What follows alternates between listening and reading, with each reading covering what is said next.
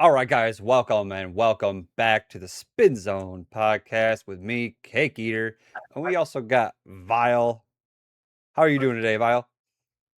I'm pretty good. Just getting to my computer so I can get on my correct camera. Oh, that's fair enough. Compared to being Gucci Gang. Gucci gang, Gucci gang. Spent all my rent on a new chain. I Well, can't say the rest of it. It's parental advisory. probably buying a new chain is gonna be a lot less than buying like Shark Scale or any of the new bays that are just dropping right now. But that I is a don't whole get. Don't time. get started on Glory Valkyrie. Yeah. Oh my god, dude. Yeah, Glory Valkyrie. It's sweet, but man, that got bought up within like 2 minutes. Yeah, and then now it's going for over a hundo on eBay. So Oh my god. Which is wild. But also, speaking about buying things for over $100 on eBay, ladies and gentlemen, we got a couple people from NorCal. We got Looney and Casual. How are you guys doing today? How are things? What's up, chat? Hey, we're doing good. What about you? Oh man, we're chilling. We're chilling. We're just doing our thing, spreading the love of this game and this sport to everybody with the community. And so it is an honor and privilege. We finally got time to be talking with each other and getting things kind of squared away, and also talking to you guys about the NorCal scene. We had Elena Bay on a couple weeks ago talking about Yep. the SoulCal team or the scene and everything, and which is amazing to see.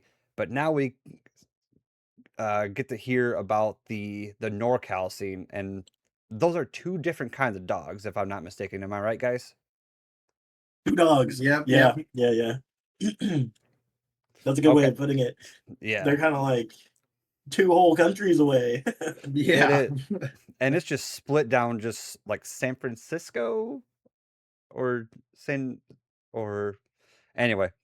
Let's kind of I get. was about to get into it too. Yeah, Glad you cut me off. yeah. Hey, we can kind of talk about that later on, but right now let's kind Yeah. of No. yeah, let's talk about you guys real quick. So Looney, he actually hit me up with a Spin Zone podcast poster, and I actually printed some of those out. They look absolutely amazing. That's right. Yeah, dude, they look fire. I I'm forgot glad you to. like them a lot. Oh yeah, dude. I print out some. I'm gonna be bringing some to Chicago. Gonna be bringing some, literally all over, just so to kind of Well, keep I'm spreading happy the to love. help. We're glad that you allowed us to present them at our registration desk at our events there. We're Yeah. telling all of our community, make sure you go over, you scan that QR code, head over to Spin Zone and give a listen. Hey, that's what's up. But yeah, let's kind of give a little bit of brief introduction. Looney, if you kind of want to go first, tell the people who you are and a little bit about yourself. What's up? I'm Looney. You might know me as Baygatti209 over on TikTok. Yeah, I'm just a tournament organizer over at CTV events, along with my boy Casual. Hey everyone, I'm Casual. I'm just a guy. I make content. I do all kinds of stuff. Actually, I used to stream. So ex streamer. I tinker with tech, and I host tournaments. Started hosting Smash tournaments back on my Twitch channel back in 2020, and then just evolved into Beyblade once Beyblade came out. So were you just playing during the plastic scene, or when abouts did you kind of start Beyblading, guys? So I started in like the plastic generation way back in the day. And it was pretty funny OG. because yeah, I didn't play like competitively or anything because I was still a kid, but I didn't have a lot of people to play with back then. So now that Beyblade X is out, I'm like, oh my gosh, I can get all my friends together and we can have like a way better time. And then I kind of missed metal, and I came back in at Beyblade Burst, and I came back in at Beyblade Burst and I was like, wow, can't believe I missed metal. That looks way better. and then and then Burst ended, and then X came out, and I was just like, what? This is insane. This is crazy. Yeah. That's Uh, hilarious. I'm actually relatively new. I mean, like Casual got me into it. I don't know what, maybe a year ago. Yeah, a little over Been a year about now. a year. Yeah, a little over. So X is my first gen, and it's Love it. Yeah, Vile and I are kind of in the same boat as you, Looney. Just brand new to Beyblade, probably about a year or so, and we basically just went hard, head first, and can't really look back because we are so deep into it. It's ridiculous, but I think we also that's wouldn't I think trade it for that's the how world. half of our community is.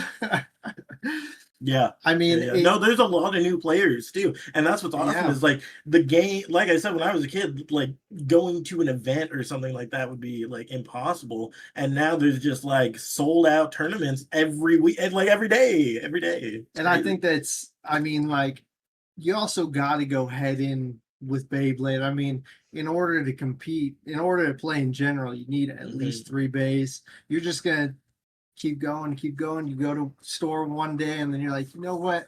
I'm gonna stop in and see if they got anything new the week after. Then it starts being a few days. You feel me? It's Yeah. it's an expensive sport technically to get into. Yeah, especially recently with just the major drops of all these good bays and shark scale and even like the green wizard rod that you can't really find right now at Yeah. Five Below. So it sucks. And people are now really even stealing out of all the boxes out of anywhere that you can Oh, I find hate that. bays. Yeah, I went to a Ross Dress for Less. I don't know if you guys have that over in Cali. Yeah. I'm quite familiar with the rock. Okay. And I the know some- Beyblade section at the Oh yeah. Yeah, I know some places don't have a Ross, which is so unfortunate because it has they still got really good bays. But I went there a couple just last week and all the bays that were there were just ripped out of the box and it's so unfortunate. That's crazy. Yeah, you know what? Maybe if we head out to like SAC, but like as for like, I don't know where you're going to Roston, but I hit Folsom all the time, and I'm lucky enough to where people do not rip out of the packages. Oh my god. Our They're Walmart doesn't even, people don't rip out of our packages, which like is nice. savages at Ross. Oh Oh man. my god. Yeah, Like a rat chewed up the package. There's not hardly anything in there. Yeah, man, it hurts the feels. Like last week someone stole the 2-pack with the Terreno B and the knife shinobi. Something Yeah, that's Shinobi correct. to it. Yeah, Knife Yeah. Shinobi, and then the other one was the Sphinx, I think it was. But either way, just 2 decent bays with good parts, but they can't spend like the less than $10 for 3 bays. Where can you go Yeah, to buy exactly. 3 bays for like $10? It's ridiculous. I know. Yeah, So that's let's- crazy. Yeah, which is awesome that you guys don't have that problem. It's just come to my mind pretty recently that people are just now really taking bays right out of the packages, which is so sad for the scene. But Yeah, it's terrible. It's terrible. They also like the package design is insane. I don't know why they would, Have the ribbon like on the yeah, side. yeah. It's weird that like it like we're as consumers noticing that it's a problem. I'm sure that like the production companies have noticed that too, but like why haven't they done anything? Maybe it's negligible. Maybe they're like, it doesn't matter. We still sold something. Well, Yeah, they did remove the Let It Rip tab on some of the newer releases, and they've even re-released some of the older stuff without that tab. But what people have reported is it's not changing anything. It still seems to be almost they're just still as getting easy in? No, I to haven't rip the noticed stuff that. That's out. crazy. Yeah, so it's an interesting conundrum, but I don't know. I think the product design in general, like the packaging design, was not great for Hasbro. No, no. yeah, it's not going No. to stop people from stealing the bays though. They'll if they want to steal, they're just going to steal the bay. Yeah, Rip exactly. it out of Exactly. That's true. yeah. Well, what they're I can going to just- wind up doing eventually, and this is what I've actually seen this out west a few times, not in Cali, but up in Washington, Oregon, and stuff like that. Mhm. Some of the Walmarts actually have the Beyblades locked in a case now. Yeah, I That's saw That's that. awesome, actually. You know what? I'm surprised. Wait, no, I wouldn't like that because like I like to shift through them. I'm but I'm if you surprised do our them all- Walmart doesn't though, because like Our Walmart they got, likes everything. they got like Legos and boxes and shit. Like, I mean, just a so I matter of wouldn't be time. surprised if they did. It It's- is. It is. Ours isn't them stealing them out of the package. Ours is people just stealing the whole package. just walking They're a out with the little whole more thing. considerate. I mean, if you don't know, did they really steal it? If you don't see Oh, the if you don't see the proof. Yeah, oh my God. Anyway, besides Yeah. talking about stealing from Ross and Walmart, which I've never done. here at the Spin Zone podcast, we do not condone any sort of stealing of any sort of thing. So, kids, don't steal. Anyway, let's talk about that. You know, Yeah. What were you about to say, I was Looney? gonna say you want to know what's crazy is like What's up? we don't have any people stealing at any of our tournaments too, which is super like you guys know about the Burr, it was Burr, right? Or it was Broke Jew. Oh, you're Oh, talking yeah. about when Hex Piece that Angel was had those stolen. 5 red arrows? Yeah, we actually had Hex Angel on a few Yes. weeks ago talking about that. Man, Yeah. like which is I'm grateful no one steals from our tournaments because that getting that many APs, I mean any AP stolen like that's especially prizes, yeah, that's that horrible. it is 5 red APs just poof, and the guy Wait, still I'm at large. I'm not familiar with this news. What happened?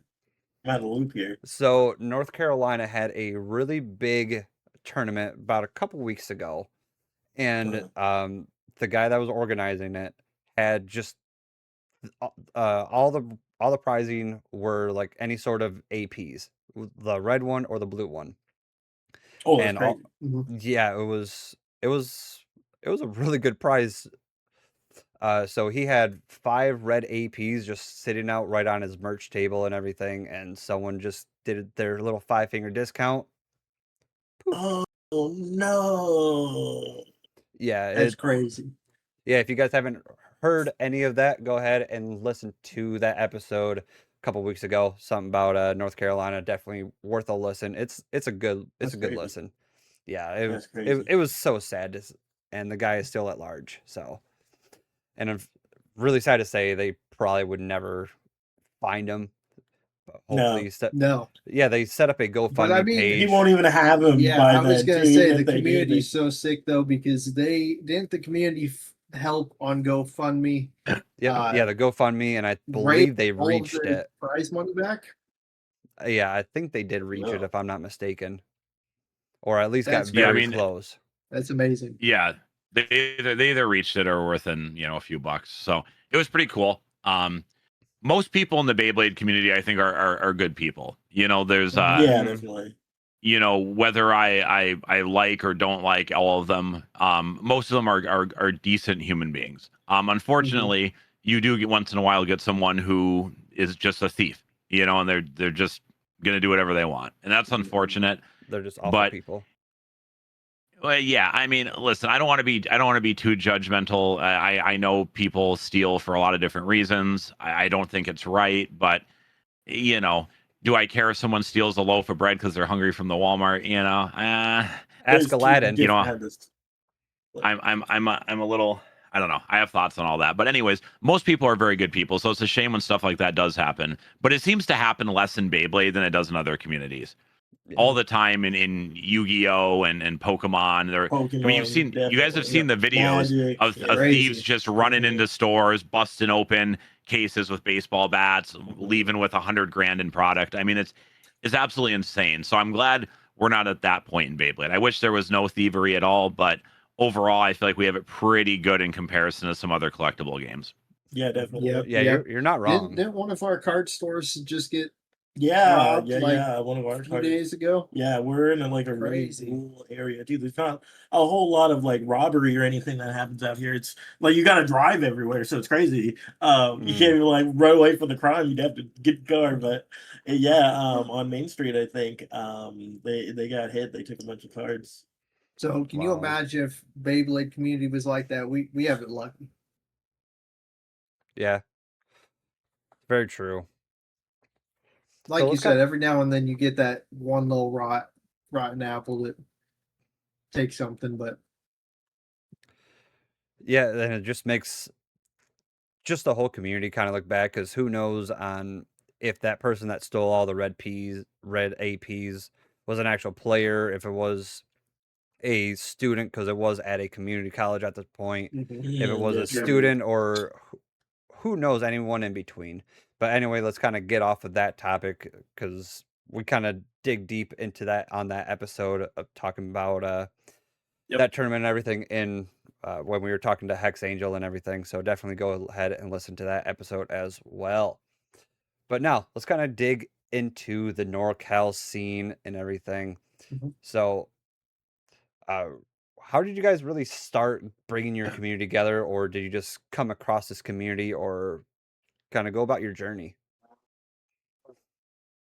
This one's your story. Okay. Oh.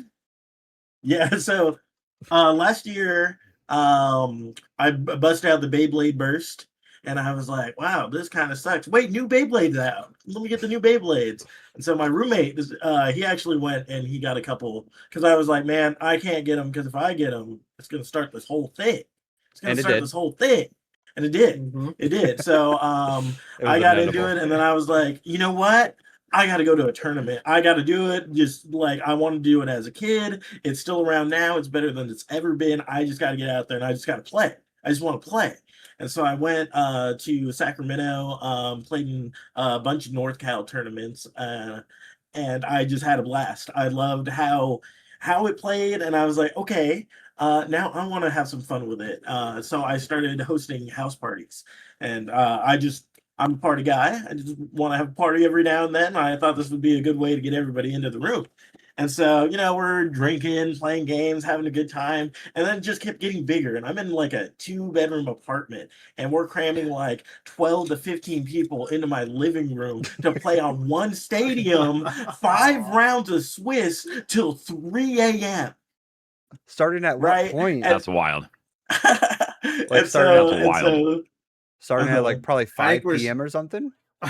yeah, exactly. Well, that's what the time we would try to start. I mean, everybody shows up at a different time, and especially we weren't like super heavy on like the tournament ruling just yet. So it was more so a house party. So sometimes it would start 6:30. It'd be pushing it. Exact 7, 6:37. It'd be pushing it. It'd be pushing it.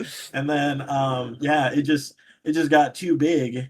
And then you kind of took care of the rest actually, because he got real into it. And he had never played Beyblade before, and I was like, I wonder if this would be his thing. And introducing it to someone is always kind of like weird. Like, what do you say? Like, oh, I got this game where you spin tops, but it's like so much cooler than that, and you just have to see it. And so he just loved it, and then he started doing all this crazy stuff. I just started coming to his house party tournaments. Like, it was fun. It got me into it real fast, and I just like. He was getting blown up in his text messages, his DMs, like, man, what's the best part to put on this and this? Man, I just win. I got some more Beyblades, and I'd take a picture and be like, guide me in the direction, let me know what's good. And I just loved it. I fell in love with the game. And then one day I just remember messaging him. I'm just like, hey, if you like, you're one man hosting these a month, that can be difficult without a team. I'm like, you need some help? Let me know. Like, I'll help you out with if you want to grow it into a brand, a company, into a brand. I'll help you out with that too. Whatever direction you want to go, I'll help you design logos, set up social media. I'll help you with this, and that. And he was like, you know what? Why not? Like, I'd love to help. So then we started working together and working more, and it eventually just sprouted into what it is now, which is, I mean, we're sponsored by 2 companies. We're over here just hosting these events. We got well, that's what I was gonna say was like it happened all the time. I would be somewhere, I think it was Walmart, and I get a call from this guy, and he's like, hey, guess what, I secured a venue. And I was like, wait, no way, because we had been looking around the area for a place, but like one of the things is like I have to keep the tournament free, so it's like we would have to find a free venue. So I was like, we'll just keep running it until like maybe someone will come along. And I'm in Walmart. He calls me, he's like, I got the place. They're willing to host us free. We can get this day. What do you think? And I'm like, dude, do it right now. Absolutely, yes. And then, you know, we have a couple of tournaments there. Things are going great. And I'm on a little vacation, and I get a call from him, and he's like, "You're not gonna believe what just happened. I just got us sponsors." And I was like, "Brother, we were in my house like 3 months ago. How did you do that?" Yeah, finding the venue is probably one of the hardest parts about this game. Because you can't just go to any local coffee shop or really any place. Because these things are I just got so lucky. loud. I think I got lucky with it. I think it was just, you know, that saying, if you don't, what is it? Closed mouths don't eat. So I was at this card shop, which is the one that we hosted, and it may have been my first, maybe second time in the card shop. And I'm just standing there. I'm looking around at the shop. This is a decent size. So I walked up to the owner. I was like, "You guys host here?" And he goes, "Yeah, we host like, you know, we Magic, host Pokemon, Pokemon, Yu-Gi-Oh, typical yeah, stuff. One Piece, Mhm, stuff like mhm. that." I was like, "You guys, you know what Beyblade is?" And he goes, "I did when I was a kid, like when I was younger." Type Yeah. situation. He's not old. He's young himself, but he meant when he was a kid. And I'm like, "Would you be interested in hosting Beyblade here?" And he just looks at me and goes, "Fuck yeah, let's do it." That's awesome.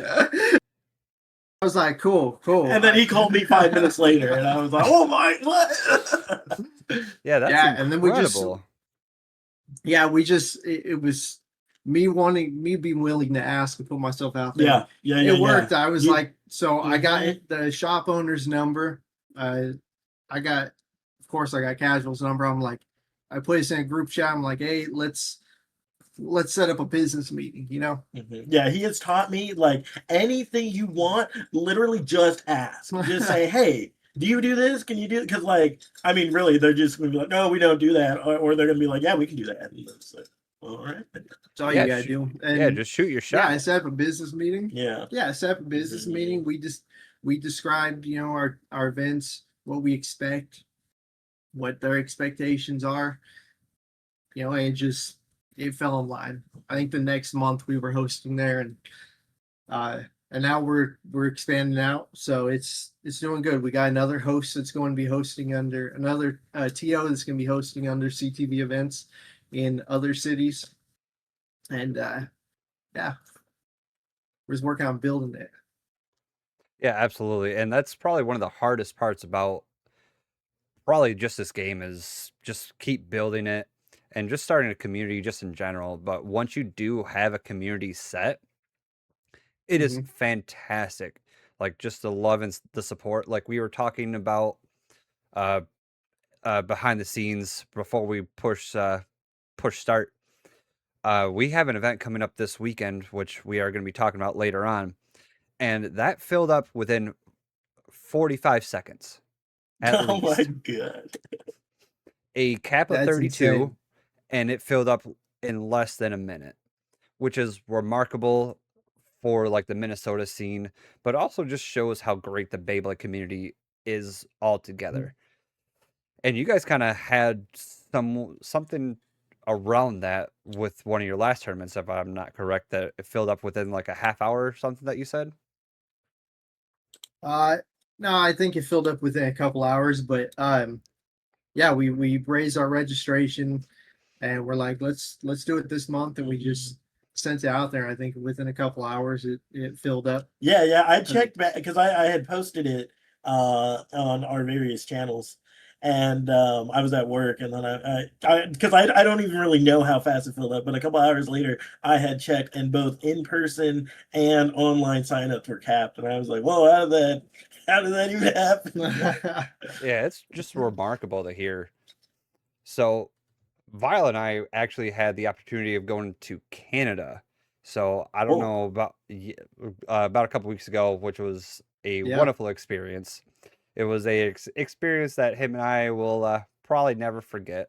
So kind of how close are you guys? Because I know you guys are over in NorCal and everything, not exactly whereabouts, but how close are you to Canada by chance?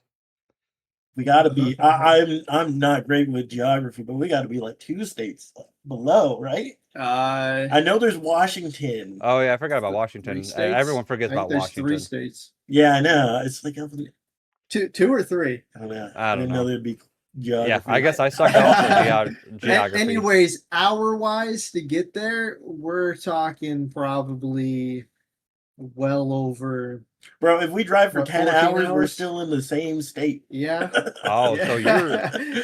you're pretty Yeah. low in the NorCal, if I'm not really well, familiar California with... isn't. I mean, we're kind of. I would say we're kind of like towards central, if that makes sense. Yeah. But it's really Okay. just like top half, bottom half. Yeah. You Yeah, know? I It's knew like that's once you how start the... going, You Yeah, I can knew that's kinda how cut this it in California half, scene... like Bakersfield, Fresno area, right? And then, ish, and yeah, then ish. that would be southern. So, Yeah. So I Uh-huh. guess where we're from to like that midpoint where it drops down to SoCal is probably like it got to be 7 hours. away. Yeah. Okay. LA Wow. is like 7 hours away. Yeah. Wow, no kidding. That's the same state, and you Yeah, drive so- in a straight line too. It's like all the same highway. You just go straight there, and it takes 7 hours. You go at 90 It's insane. safely. Going 90 is wild. You Still know, taking Go 7 90 hours. safely. safely, Chad. I mean, Well, you Drive responsibly. you got to figure California takes up the vast swath of the western seaboard of the United States. I mean, that's just the way it is. It's a very long state. Mhm. Yeah. So is there, let me ask you guys something. This is something I've always been curious about. Is there actually beef between NorCal and SoCal, or is that kind of a manufactured thing? It's a meme, but stereotypes can exist and also be true, but it's also a meme. No one's like a huge jerk about it, but they will kind of like make fun of you. But then you just get them back, you know. SoCal and NorCal are different cultures. Yeah. That's Completely really different cultures. Yeah. Like it's like what's next to Minnesota? Wisconsin. Wisconsin. I'm sure that if you were to compare Wisconsin and Minnesota people in general, completely different. Whether it's a slight accent change, there's an accent change too. This is weird. All that kind of thing. SoCal and NorCal are completely different. Yeah. Interesting. So it's like you go down to SoCal and they talk different than us. They dress it different than us. Their attitude's a little bit different. Their personality. Their roads are fucked up. Their roads are so fucked up. You can't drive out there, dude. You get out there. You're in San Francisco and you're going up like a slope like this, and you're like, dude, what am I supposed to do? But just keep going. Yeah. It's weird though, because California's kind of split up too, because like we're kind of in like the foothill Central Valley area. Yeah. Which has like Stockton, Lodi, Modesto, Ione Jackson. Everything's kind of separated from each other. And if you're comparing to like Central Valley to like the Bay Area and SoCal, completely different people. You guys getting all these cities? Everything's different. Everything's different. Well, everything is different. All the towns you just named, I felt like I was in an episode of Sons of Anarchy for a minute. Yeah. No, it's crazy. It's crazy.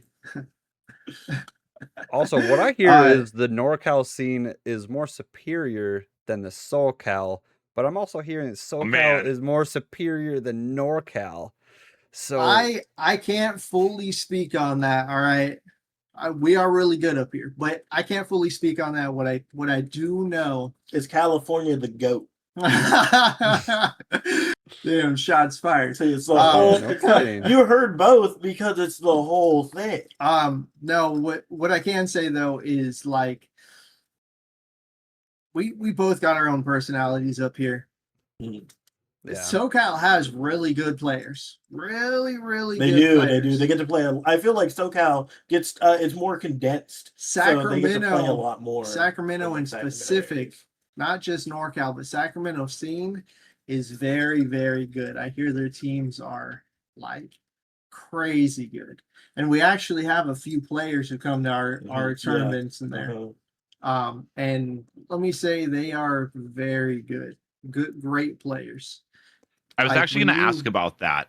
Do you guys get SoCal players sometimes come up to your events, or you guys sometimes go down to their And vice events? Does that versa, yeah. happen very often? Oh yes, very, very often actually. Primarily a lot of our player base is from Manteca, which is about an hour to an hour and a half away. I think it's closer to like 120, something like that. And they come all the way out here. Like people will take because like one of the things I want to mention is NorCal is very spread out compared to SoCal. So when you go down to SoCal, it's like more bigger cities. You know, you got LA, San Francisco. So a lot of the time, people out there have more of a chance to play in like a smaller area because there's more people condensed in one. But out in NorCal, everybody drives from place to place. So a lot of people will come out from 2.5 hours away. Yeah. We've had people come. I remember this was, I'll never forget. This was one of my favorite things. This was like when I was like, oh, I did it. I made a great tournament. We had posted our tournament on Facebook, and this group from the Bay Area came out. It was parents and their son, and they said, we're from the Bay Area. We just drove 3 hours to get here because it's our son's birthday and he loves Beyblade.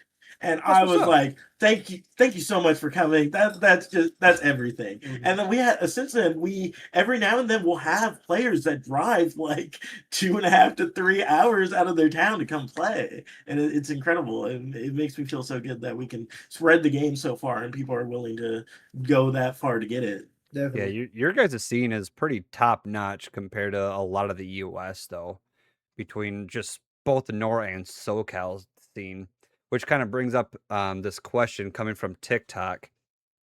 Can you name the toughest blader in the NorCal scene? Oh shit! He's gonna get them in Is trouble. wait, is this like this is like a factual thing, or is this like an opinion thing? Yeah, that's a good question.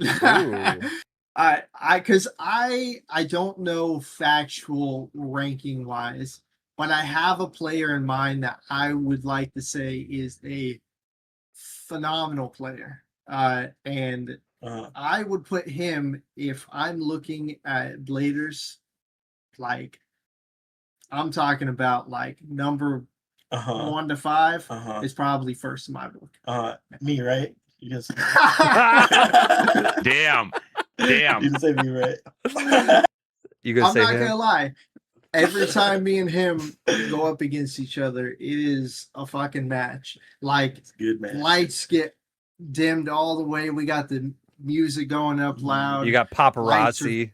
Flashing lights. Everyone's crowded around yelling. That's mine and his matches. Those are like the best matches legendary. to watch, though. Yeah, legendary. yeah. Every time we go up against each other. That's why we try to do it big for grands, because like since we have a shop, they let us dim the lights, and I bring my light bars and we play like EDM on the thing. So it's like when it's grands, the lights go down, and like all of our stands have like lights and whatnot. Like it's a scene, bro. It is. It's a scene. Dude, But, that's not to incredible. burst your bubble. I'm gonna put you second. My bad. Okay, I'll take two. I'll take two. No, that's cool. No, dude named Cloudy. He's out of the Sacramento. Shout out Cloudy. I believe he's in the Monarchs team out in the NorCal League. Don't quote me on that. Damn. But Cloudy is a phenomenal. Yeah, I think player. he He's won great. the league on his first time playing. After only playing for like 4 months in the whole Yeah, he the whole skipped. thing. So they have a league out here that does seasons, right? I believe every season's about 4 months. I don't know. Anyways, I thought it was like 3 to 4 months, something like that. It's like every quarter or. Yeah, I think so. I've he heard joined that. halfway through the league season, and I think he placed first. That's he incredible. Sprouted on Yeah. Oh, so he was smoking it, huh? Yeah. Yeah. He was Beyblades. killing it. He's good. Beyblades. Beyblades. He was And he actually got. Yeah. Listen, if he was smoking some weed too, that's fine. That's legal in California. You can do that there. Like, Got out California. Jake, you got to go listen to the Back and Forth podcast. They had Cloudy on there. I do listen to They Back and interviewed Forth. Cloudy on there. what's the back and forth? I don't know what that is, Cake. So the Back and Forth is a NorCal podcast. So shout out to it's actually a good little listen if you're if you're in the NorCal scene. Definitely worth a listen. I listened to actually I got his thing up right now. Listened to his episode with Leaf. Who was the other? There was a couple other people that I've listened to, and it's actually a really good listen. Yeah, see, Cake just does all these things. He doesn't tell me about them, so I'm ignorant. The podcast is hosted by a tournament organizer in the Sacramento league. Yeah, he seems like a really cool guy. Yeah, he has an interview with Cloudy on there though, and Cloudy will tell his whole entire story. So if you want to check that out, do. I honestly probably have already, but I just can't remember at the top of my head right now. Sometimes it's just like a sensory going in the ear, No, it's that ASMR going through. Yeah. Oh my god. Now, guys, there's a question over here from one of our guys, Wayward, on YouTube. He was curious. How much do y'all like know about what happens outside of the NorCal scene? Like, obviously, you probably know, something about SoCal being so close to it, but do you guys ever traveled out of state, or do you kind of pay attention to what's going on with the scenes across the country, or do you mostly just stick to NorCal business? Probably different from. I think we both have two different answers for that. Yeah. Okay. Let's hear from both of you then. I pay attention a little more because I listen to like your guys' podcast a lot. You guys are really informant. A lot of the people that you have on, so I do pay attention a lot more. Plus, social media flyers get sent around and stuff, so I know that there are some events going on, bigger events and whatnot. So I'm a little more in tune than Casual probably is. Yeah, I sometimes hardly know what's going on but now I'm starting to get more in on the social aspect on it, so I'm just now starting to like look at other communities and talk to more people about it, because like again I was never sure, like, oh man, I'm gonna do this big stuff, and then it just like we just kept setting goals and it just kept happening, and I'm like, oh well, now I gotta meet everybody, I gotta talk to them. I gotta play catch up. That's fair. Casual, I wanted to ask you something while I had you here for a second. Yeah. Are you a Digimon guy? I am. Is that a Sunomon I see on top of your bookshelf in the background? How the hell did you see that? Oh, let's see. Is that two different Sunomons? I see like one like right on the base, like the orange and kind of like off-white color face. Wait, hang on. I'm gonna use my finger. You tell me where I'm at. Am I getting up here? So no, it's I wish I could point. So on top of your bookcase, and he's got his mouth open, and he's orange and white. No, this guy right there. Yeah, no. Is that a Sunomon? This is Rin from Love Live. But that looks like Sunomon. It looks like Sunomon. Okay, so guys, wait. Just on a quick tangent, I'm gonna try to like move my camera back there. Oh, if you can see out here, right? I have all of my Tamagotchis and all of my Digimon devices out there, and I probably have close to 100. I have like some really good stuff out there. I got some like expensive stuff. I've got some collector stuff. I got some import only. I got some. Wayward would love you guys. There's Wayward and a few other guys here, and some of the guys in Nebraska too. They love the Digivices, all the different Tamagotchi Digipets and stuff. Actually, we have more time. I did grab a couple of. I knew as soon as you mentioned it, I was like, "Oh, he's gonna go crazy." Yeah, I'm a VPAC connoisseur. Yeah, speaking of Wayward, he puts up in chat, we got another member for Metal Empire. So Metal Empire. I wonder if that's a Digimon reference or not. Yeah, should be. So far we got Elena Bay in the SoCal that's a honorary Metal Empire member, and now we got someone in the NorCal scene that is a honorary Metal Empire member, or two. Wait, don't break my heart. I better be in that list. Whoa. You gotta like Digimon first. Who's your favorite Digimon? No, don't call me out like that. I was playing the Digimon card game for a while too. Dude. That's a whole nother story. I was tweaking on that. I was winning some tournaments. Cake too. and I both played that too. Yeah. Oh, Yeah, hell yeah. Day Zero, dude. Just real quick, what deck did you run? McDonald's. McDonald's. I had What the hell? Mascomon. Yeah, see, I haven't really played since like BT6, but I ran I ran the one with Huckmon and like God, what was the level 6 called? Huckmon was like the rookie, and it had like those sisters in it, like those two chicks. It was a long time ago, but it was fun. A lot of my buddies actually just started playing again kind of recently, but I'm done with card games. I'm too old for that now. Yeah. Beyblade is a card game enough, you know. It takes up a lot of time. Beyblade's more than a card game now. You know, I used to be like, oh, Beyblade's so much more affordable than trading card games. Well, I might have spoken too soon on that one. Anymore. So you're the reason you jinxed it. Oh, someone in the comments, Con is saying Lilithmon before she was banned. I guess a few people in the comments also play Digimon, so that's kind of, huh? Was she actually banned though? I don't know if they ban cards, but they just like restrict them. But dude, Death Xmon. I don't know if you were playing during Death X. But, Digimon does ban things sometimes. I think, there's definitely a few cards that were banned back in the day. There's some kind of fusion card from BT5 that got the boot, but some of them did get limited too. I know what you're talking about. There was some green card that got hidden potential or something like that. That was definitely limited to one. I remember that. The blue one was 2. That was using Garurumon. Tommy. Ice Wall? Ice Wall 2, and then also Tommy. Tommy got nerfed. Yeah, I remember Tommy. Anyway. Good old days. Way off into Digimon land. To be fair, I think most of our viewers like Digimon too, so they're probably not too terribly upset. I mean, hot take, Digimon is better than Pokemon, but it is what it is. It's hard to argue with you.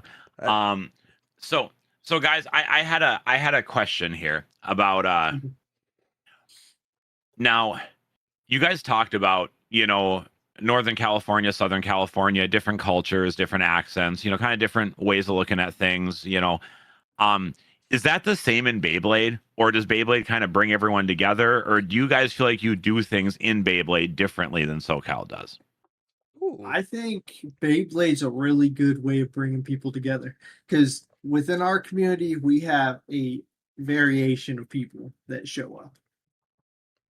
I think that the gameplay is a little bit different between places as well. Mainly in SoCal, they have a lot of like single elimination tournaments because they just give like so many people, you know. So it's like, and then we have a lot of people from our tournaments who are like, yeah, you know, I really want to go out to LA to catch like a big tournament, but it's such a turnoff to have to drive 7 hours and then just get knocked out round 1 and then that's it. Yeah. But I feel like most of NorCal plays some format of Swiss. So like, and I like Swiss too when I started playing, because I was like, you just get to play more, you know, and that's like, winning is fun too, but like just playing is what it's all about. Yeah. So yeah, you guys. So I actually kind of I kind of agree with that. Here in Minnesota, we definitely play Swiss. I mean, and Swiss only. And we've talked, you know, organizers and other community leaders and pillars have had conversations. Well, you know, we're getting more players. Would it maybe make sense to consider like double elim? But largely, it's kind of like you guys said. In our community, people want to play. It's not like Pokemon TCG or Magic or Yu-Gi-Oh! We don't have people like, oh, I'm 0-2, so I'm dropping. Like that does. I'm not saying it never happens, but it's very rare. Very rare. Out if we have a 64-player tournament, because that's what I cap at recently, we might have 3-4 drops, and usually half of those are little kids, and it's 9 p.m. and their parents want to take them home. You know what I'm saying? Like it's not even like people dropping because like they want to. It's so I agree. And at least I don't. Maybe this is the same for your scene. So tell me what you think about this. My speculation is that you guys are very lucky, right? You guys get to play Beyblade with each other. Obviously, you've had friends come over and play at your guys' houses and stuff. Not everyone has that. And at least here in Minnesota, it seems like a lot of times, the tournament on Saturday, that's the only time people will play Beyblade that week. Yeah, exactly. And so they want to get their 5-6 rounds in. Yeah, is that kind of the same for you guys? For me, especially because like I said, I'm just now catching up with a lot of like the community stuff with other places, mainly because I just didn't have the time. And even now, I'm only really playing Beyblade at my own tournament. Yeah. Yeah, definitely. Sometimes we'll get together. Like just recently, we're like, hey, we can meet up at the card shop every now and then. And we've only done that once, but yeah, people, it's just more fun to play. Yeah, I mean, like that's my excitement at the beginning of every month.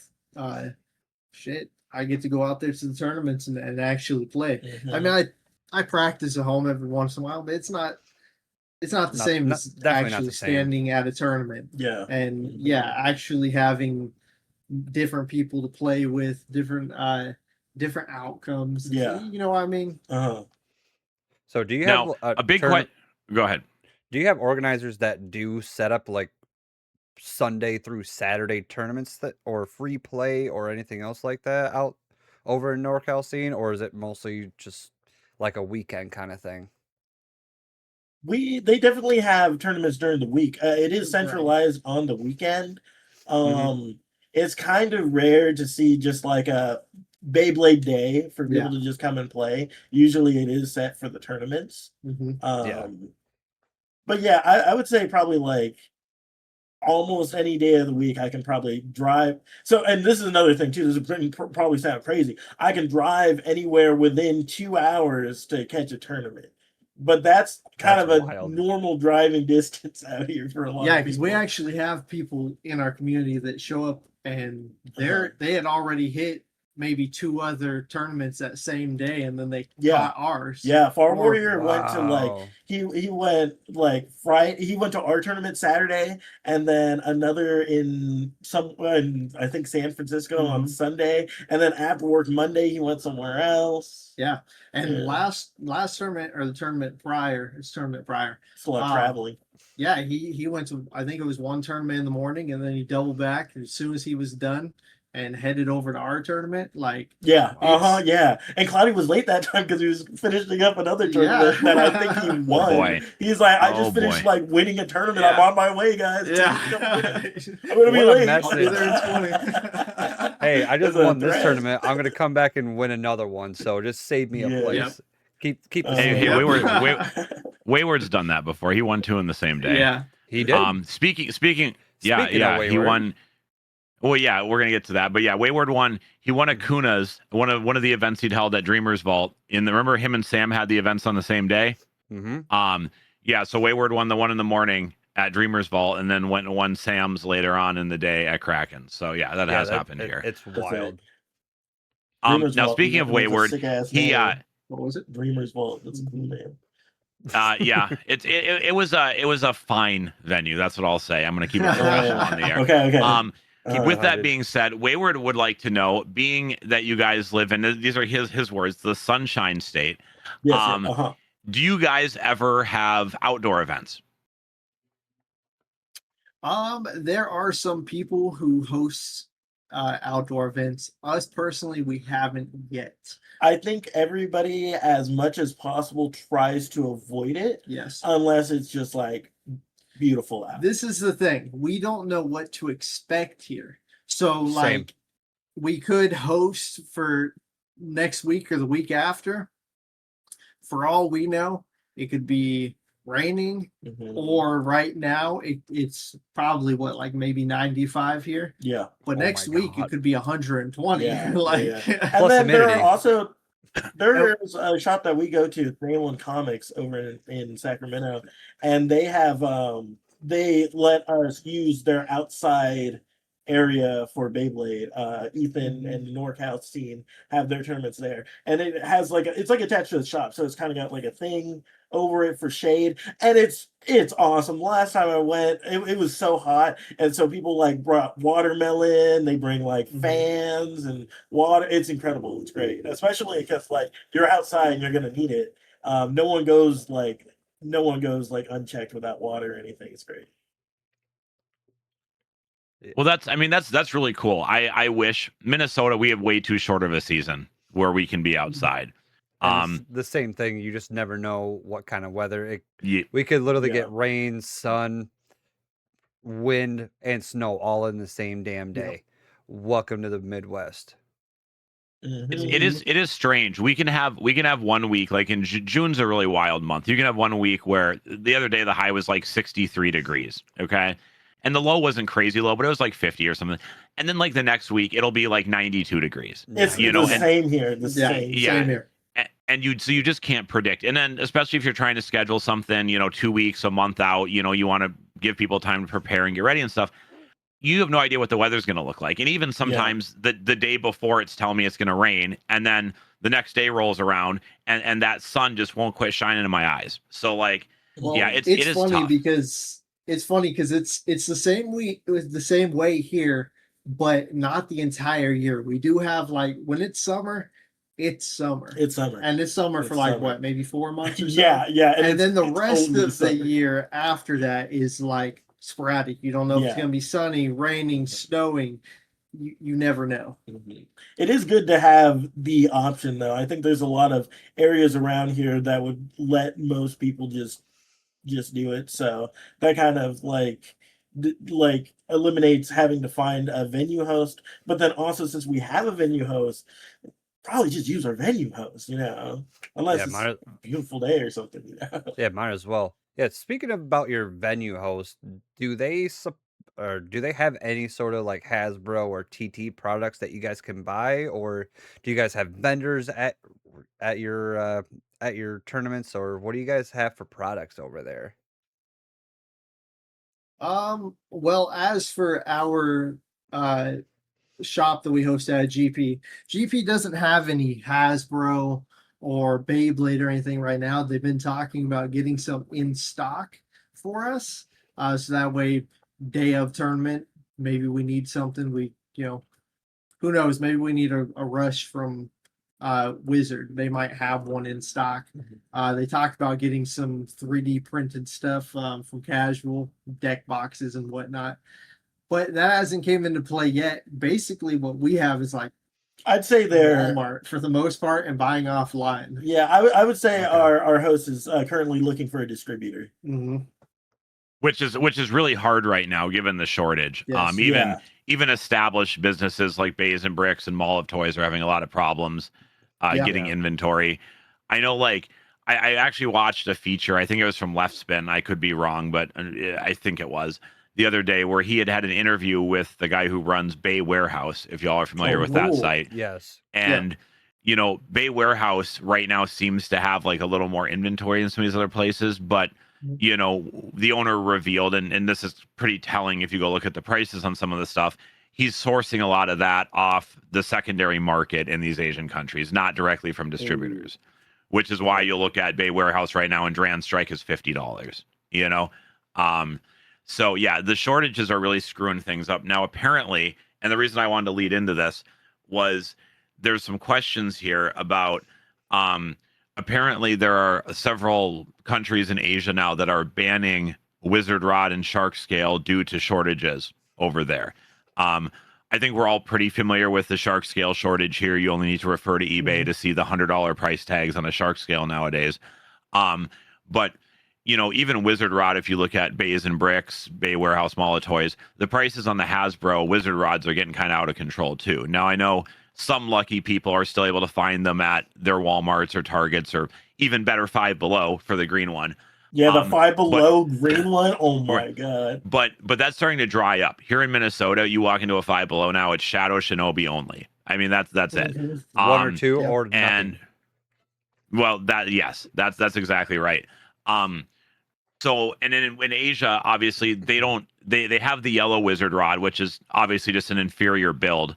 But then their green Wizard Rod's in a random booster that's probably I mean, they probably don't print many of those anymore. It's very old. That's terrible. That's So- crazy. That's the worst thing I've ever heard. And ours is sitting at 5 below.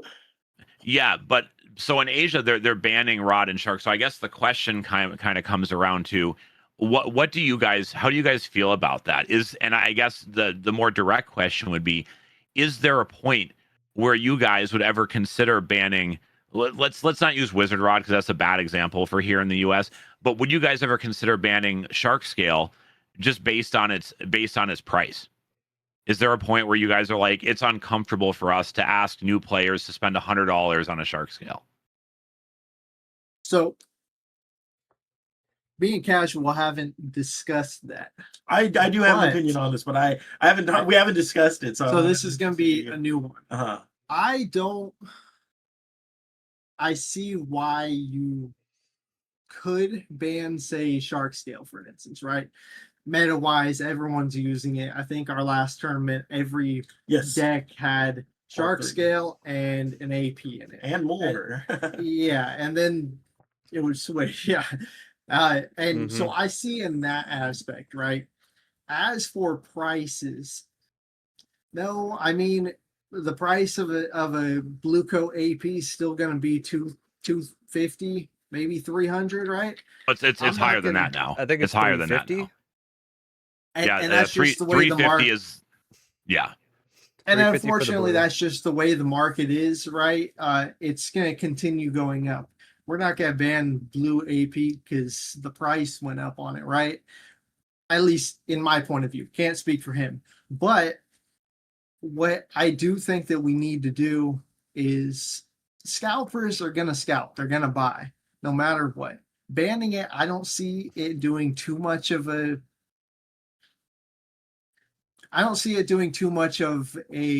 effect because people are still going to buy them from scalpers. At the end of it, when this ban is done, we're going to go back to seeing the shark scale 100%.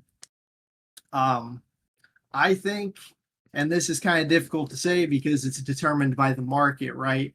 And I feel like a lot of Beyblade market is determined by eBay, correct? So these bigger online stores need to stop marking up the price because what they get for, I don't know, anywhere probably between $7 and if they're buying it from Amazon for $9.99, they're getting it for $9.99.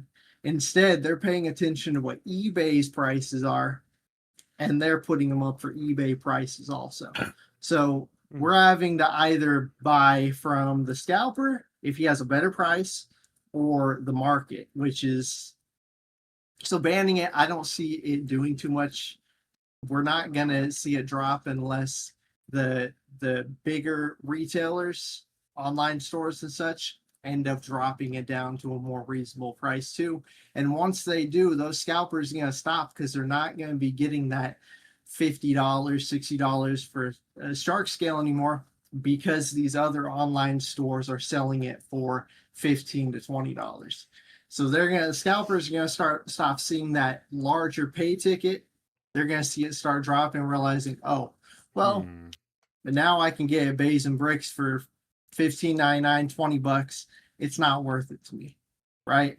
And then at that point, they can drop it down to whatever they want because that market's gonna crash. That's my personal opinion on it. Interesting. No, I mean, to be fair, that's not exactly a take I've heard before, but there is part of it that I do like and I do actually agree with. I'm not sure if you guys are familiar or not, but I do a little vending here locally in Minnesota. And when it comes to the market having spiked the way that it has, I still bring in like higher end products because people who are buying a black metal coat shark edge for $400, they're not buying that to play with. They're buying it because they have money to throw around and they want it to look nice on their shelf. They're not stressing themselves out to try to play with it in a tournament or whatever. But I do listen. I hear what you're saying about Bays and Bricks, Mall of Toys, Bay Warehouse, all these other retailers like that. Yeah. When they're upping the prices and they're putting shark scale at $50, $60, stuff like that, it's like Brachio Whip, right? People are asking me, am I going to get Brachio Whip in? And I told them, probably if I wanted to bring Brachio Whip in, and then for me to make the margin I need to make to have it make sense to me, I'd probably be charging you guys $40, for one Brachio Whip. And I'm like, and I'm just not going to do that, And maybe that's what Bays and Bricks and Mall of Toys, some of these other places need to start doing is like, especially on basic releases, like, hey, we're going to get the Glory Valkyries we're going to get, and we're going to sell them at a fair price like we always have. And once they're done, they're done. And we're not going to restock at scalping prices and charge you guys $80 to $100 for Glory Valkyrie. That's just not, it's just not the right thing to do. So we're just not going to do it. And maybe if they'd start doing stuff like that, then these scalpers would be like, oh well, Bays and Bricks has it for $60, so that means I can too. I don't know if I feel like if I can't. Like I said, for designer bays, for special edition metal coats, if that's a little different because that market's totally different. That's not to play with. You're not going to crash it. You're putting it on your shelf. Yeah. So when it comes to basic releases, the market for, I think like the black metal coat Shark Edge, a lot of people kind of missed the train on that one. They only printed like 6,000 of them. And now with the demand increase, I mean, you can see it on Bays and Bricks right now, $439. You know what I'm saying? If I bring one of those in and I charge a similar price and someone pays it, I don't feel bad because no one's buying that to play with. And the person who's buying it has the money. They make good money. They're comfortable at that price. But I do think it's wrong to try to charge, like we started on eBay right now, $100+ for a basic ass starter. Like that to me, at a point you just have to say, I can't responsibly bring this in at a price that's healthy for my community. So I'm just not going to do it. If you guys want to scalp yourselves on eBay or wherever else, I can't stop you, but I don't want to be part of that. And I think these bay stores could say that same thing. So I don't necessarily think that banning a bay is going to do much difference to drop the market down. There's other ways that obviously could work to drop that market down. And until that happens, I mean, unfortunately, we're stuck paying market price or not having it. And I know that there are a lot of other tournament organizers that are banning them now. We'll see where that goes. And I think, and this is where I think you're definitely looking at it from a different perspective than other people might be. And let me get into that for just a second. You're right. Northern California, or even just your guys's, little section of Northern California, you guys saying, hey, we're going to ban shark scale. That's not going to affect the market. One little community out of an entire world of Beyblade players. But the counter argument could be, you're not trying to change the market on shark scale. You're trying to prevent your local players from getting taken advantage of. Because if you guys put the ban on shark scale, then when a new player comes in, doesn't have it, they're not going to go spend $100 on eBay because they can't use it anyway. When one of your friends breaks their shark scale, they're not going to feel the need to go buy a $100 one on eBay because they're not going to use it anyway. That's kind of what the point would be. I don't think I could ban shark scale tomorrow and I could get everyone in Minnesota to get on board with it. Let's say it's not going to change shit in the market. But what it will do is it'll stop my friends, my community from overpaying for something. That would be my perspective. I was also gonna say too is like my perspective on it. It like you said, it kind of depends on the region. Because like us, it's like our one little tournament isn't gonna change it in not necessarily change much, but our region in specific isn't quite so much dealing with shortages as other regions are. Are shark scales pretty easy to come by there? Do you guys have retail stores that sometimes get a shark scale in? How do you just when and how? Bro, when and how? I went on Amazon. When you scroll down, maybe 2 weeks ago, maybe if that. Go on Amazon. You scroll down to where the picture is. Down below, it'll say auto buy. You can put a number, how much you want to pay, and next time it comes in, it will take that money out automatically, and you'll get one. I put it in for auto buy 2 weeks ago, maybe. I got a shark scale order coming in yesterday, I think. How much? for $9.99. $9.99. So For that's $9.99. like the Hold thing is on. too, is like Hasbro released Shark Scale for $9.99. There are ways of getting Shark Scale for $9.99. It can be incredibly niche. You got to jump through a lot of hoops, but it is possible to do it. And I do think that in other countries, especially, they're dealing with it a lot more than we are. And a lot of the market is driven not just from America, but like the Philippines. They have a huge impact on the market there. The And Philippines they're is crazy because Yeah, they they're are. I feel Yeah. like I feel like they're the only they are. Asian country that's at least sort of resisting the scalping. Now I think Uh-huh. I've seen a little bit of it there, but largely I don't think their community plays that game. I think people are just willing to Yeah.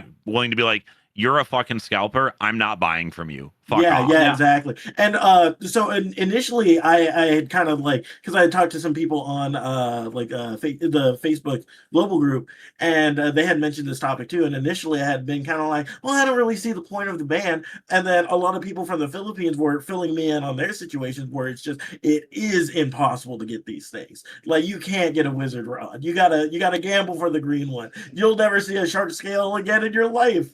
Meanwhile, I can go into the Five Below like I did right before our tournament. And I picked up a new green wizard rod because I felt like I needed it, and I was like, okay, here's $5. It's like it's vastly different in what we're receiving. So I think in that region specifically, there's a lot of scalping going on, and no one can get anything.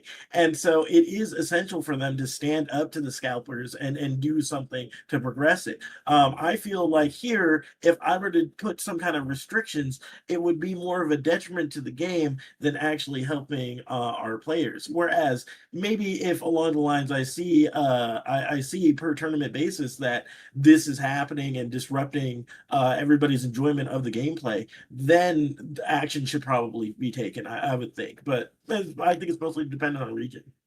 Yeah, I mean, I think you're right. I think definitely some areas of Asia have it worse than us. I think some areas of Asia have it easier than us right now too. I think it just depends on the region Yes. of Asia you're talking about specifically. Mhm. And I definitely think even here in America, different regions are a little different. Yeah, definitely. If a certain scene has somebody like real prominent who brings in a lot of product and who is very familiar with even just simple tactics, like we're mentioned, like the Amazon auto buy. Now I wish Amazon auto buy always worked, because trust me, True, I true. had auto buy work to set up to buy a few stadiums, and a few stadiums came onto Amazon last night, and let me tell you, my auto buy did not buy them. Okay, Oh like, man. You gotta find everybody else's auto buy. And, Well, yeah, that- I was and gonna that's- say, and I that's feel like probably- there has to be. There's probably a list of people Yeah. who There's purchased gotta be a before queue. you. Yeah, so it queue. goes down a list, Uh-huh. right? yeah, and there's And I sometimes it'll probably push you down a couple things. But I it, hope and it can there's- be a waiting game instead of waiting like until the supply chain gets a little bit higher or whatnot, and the prices start going down. Put yourself on a wait list. Like it there's an option to where you can have it on until you get it. So you Yeah. might have to wait 4 months, but you might end up getting it eventually. Yeah, I mean, absolutely. I think within America too, I think some scenes, like I said, have more local vendors or just have people in the scene who are a little more well connected and are willing to help people out sometimes if they can. Mhm. Mhm. I personally have hooked up a fair amount of people locally with shark scales at MSRP or very close to. You know what I'm saying? Yeah. Yeah. A lot of times I just tell them, oh yeah, just give me $11, and they're like, oh, here's 15, and I'm like, whatever, that's fine. You know what I'm saying? So, but not every scene has people like that. I know Cake's hooked a few people up with shark scales. I know Khan has done the same thing. We've had several people in our community who've ordered a few extras to help people out. Yeah. Definitely. Not every We have scene people looks like that here too. but not every scene is like yours or ours. Not some people are all about themselves, or they just don't think about others, whatever the situation is. So it's a really interesting situation. Now, how are you guys feeling? Well, we're talking about the market, because the market's a big thing at play right now. How do you guys Right. feel about the Glory Valkyrie pre-orders? Have you guys seen what's going on with that? I have only heard that it's a mess. Yeah. I'm still riding the Brachio high. Yeah. That was like last week too. Mhm. Mhm. You guys already I have haven't really Brachio's there heard right too now? much No, of it. no, it's not Okay. gonna happen. It's not gonna happen. Yeah, and I wish we had someone that kind of vended to our tournaments. That'd be nice. Then that's what But a lot of our our venue's trying to do. He's looking out for yes, because he wants to. It's like you can carry some regular Beyblades, but he wants to find a place where he can get some Beyblades that the bladers are going to actually want to like pick up and purchase. And he will play in our tournament too. And so he knows the ins and outs, what's good and what's not. And he really wants to try to find a place where he can build a relationship and start getting in some quality product. Whereas, not just like you get a couple Shinobis in there. yeah, Yeah. I Not think wrong. every store got that same stupid shipper that had the green bucket stadiums and like Shadow Yes, Shinobi. yeah. And like there's a few Mhm. there's like a Silver Wolf in there that was fine. But like Mhm. Dran Buster, people will buy one to have it for their collection, but no one's buying like 40 Dran Busters. That's just not happening. No, Yeah, so there's a lot of stores all over the place I've seen that you walk in and you can tell they got that shipper because the display looks the exact same, and the only things that are ever left in it are the green bucket stadiums and the The Shadow green- Shinobis. the Every green single pop time. cart. exactly. The Yeah, green. you were just talking about going over to Five Below and getting that wizard rod. Mhm. We stole that last one because last time I went there were 7 Shadow Shinobis That's not touched. so funny. That's so funny. That's not my first Five Below whiz rod. I was literally like, I was like, man, I just feel like I need a fresh one. Like I just need one. I just walked into like whatever closest Five Below, and it was kind You of had there. the Twitch for the Yeah, green rod. that's why I'm saying it's like it's even from state to state. It's such like Yeah. a vast difference in like product and what we receive. And then Mhm. also, I don't know. I know we have Hasbro here, and so we have the ability to import TT and have Hasbro. But I don't know about the distribution in like the Philippines if they get all their product from Japan or things like that. Like I don't know how So that. So in the Philippines, they get Takara Tomy product, so they get the same releases that Japan gets, minus special things like the Philippines.